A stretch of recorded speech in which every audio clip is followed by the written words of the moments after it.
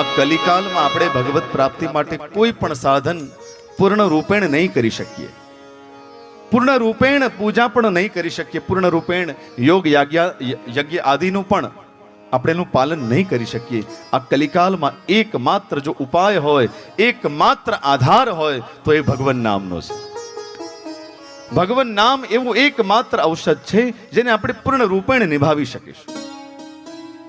જો હંમેશા છે ને નામી નામનું અનુસરણ કરે છે, અને એટલે પરમાત્માનું કોઈ પણ નામ હોય, ભગવાન એમના નામનું અનુસરણ કરે છે. હા,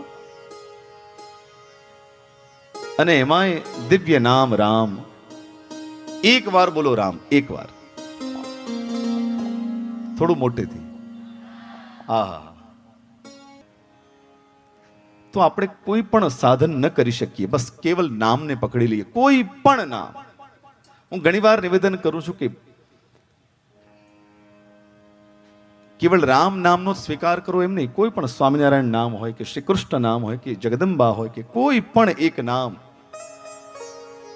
બસ ખાલી ભીતરથી આવવું જોઈએ. એને સમજાઈ જશે કે આ મને બોલાવે છે. બસ પરિવારમાં નાનકડું બાળક હોય, એને એનું મમ્મી કંઈક જુદા નામથી બોલાવે, એના બા એને કંઈક જુદા નામથી બોલાવે, શેરીમાં રમવા જાય તો એને કોઈ પિન્ટુ કરીને બોલાવે. હા, પણ અલગ અલગ નામોથી પુકારવા છતાં પણ એ બાળકને ખબર પડી જાય છે કે આ મને બોલાવી રહ્યા છે. હા, બસ એવી રીતે જો સામાન્ય બાળક બે હાથવાળું સમજી જતું હોય કે આ મને બોલાવી રહ્યા છે, તો અખિલ કોટી બ્રહ્માંડ નાયક ભગવાનને કોઈ પણ નામથી પુકારીએ એ સાંભળી લેશે. હા, તો એક વાર રામ બોલો. જો આ એક વાર બોલેલું રામ છે ને એ ભગવાનનું નામ થઈ ગયું.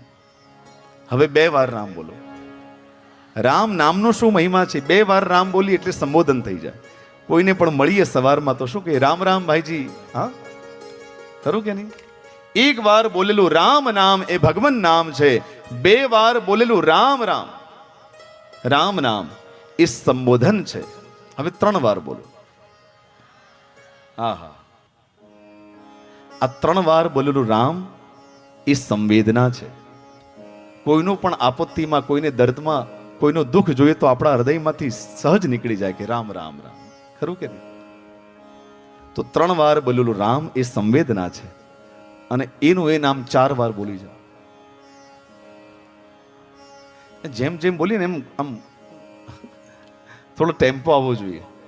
હા, ચાર વાર રામ બોલો. હા, જય હો. બસ આજ સંકીર્તન થઈ ગયું. સર્વનો સાર કેવલ રામ નામનું સંકીર્તન છે.